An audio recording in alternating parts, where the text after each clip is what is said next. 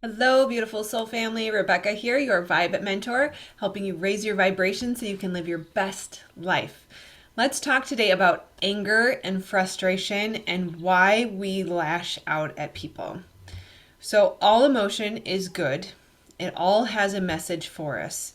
Our emotions are our emotional guidance system, they're designed to inform us of where we're at, what needs to be addressed, and where we want to go.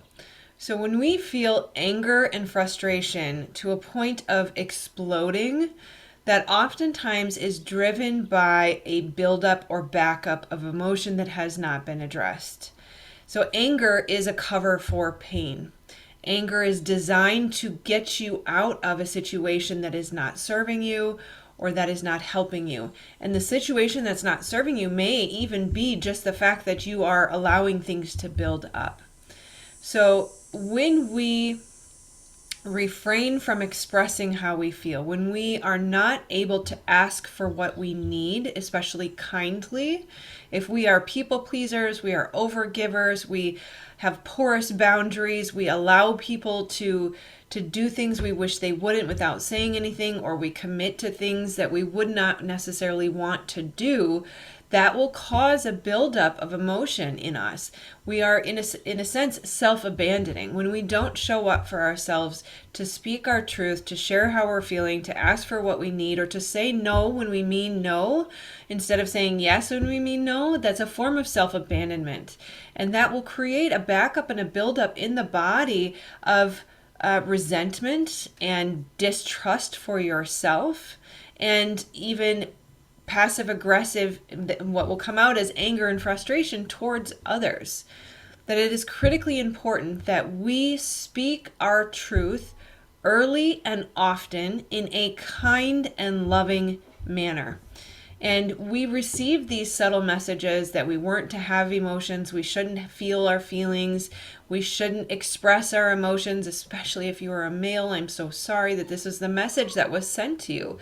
But it is unfortunately untrue, and I'm working towards a video around emotions, how they are so tremendously powerful, that I do believe even our creator is emotion, and we create from our emotions. Emotion is energy in motion. And so if you are holding that in and you're pressing it down and you're denying it, rejecting it, ignoring it, and burying it, what's going to happen? You are going to get full. And so when you feel frustration and anger, look at that and say, why am I feeling frustrated? What made me frustrated?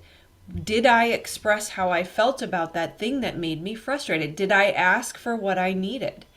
Recognize that your needs are valid. Everything you need, you deserve to have met. And to know that it is your responsibility. Now that we are adults, we didn't maybe have those parents that were able to meet those needs, and that's okay.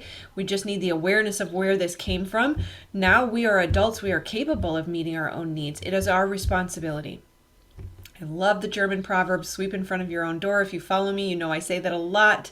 It is really critically important that you take care of you, because at the end of the day, there may not be anybody else to take care of you. And even if there is someone to lean on or to support you, it's not their sole responsibility to take care of you. You always need to be in charge of your internal environment, because no one knows what's right for you.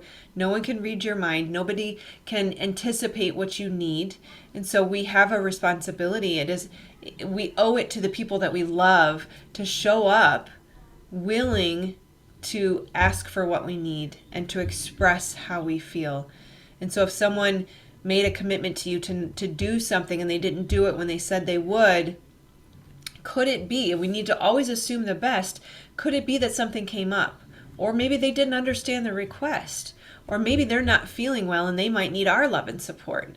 So we have an ability, we have the opportunity to assume the best in others and say, hey, I really was hoping, the light changing is very interesting. I was really hoping that you were going to be able to, show up for me on Tuesday, and it was kind of disappointing that you weren't there. I assumed that something came up. Is everything okay? So you see how you can express, I felt, and it's called nonviolent language. If you struggle with this, I would highly suggest the book Nonviolent Communication, where you can express, hey, I felt abandoned. I felt you didn't show up for me. I felt disappointed. I felt hurt because I thought I asked for you to do this thing on Tuesday, but it didn't happen. So I have to assume the best. Is everything okay? Did something go wrong, or maybe did I not articulate that correctly? You see how you offer some compassion and love in that communication. You start with, this is how I felt. This is what my expectation was. And I offer an assumption that you were doing the best you could and you had good intentions, or maybe I didn't communicate properly.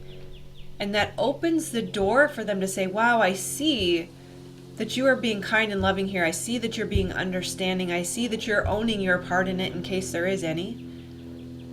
And the doors open for deepening of relationships, strengthening of communication skills.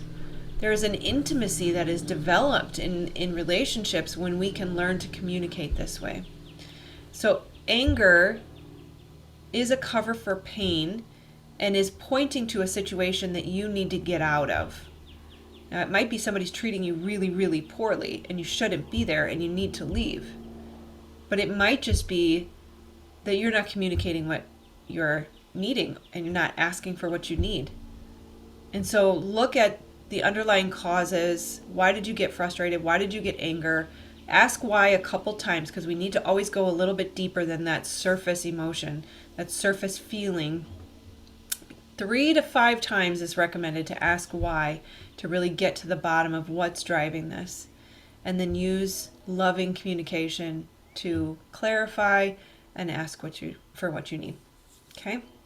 All right. I love you guys. I will see you on the next video. Please do like, subscribe, and share. If you could leave an emoji comment, that would be greatly appreciated. It helps the YouTube algorithm. Otherwise, click this button here to subscribe. Make sure you click the bell notification so you get notified of all of the next upcoming videos. Otherwise, if you'd like, you can watch this video today and continue the conversation. All right. I love you, and I will see you on the next video. Take care.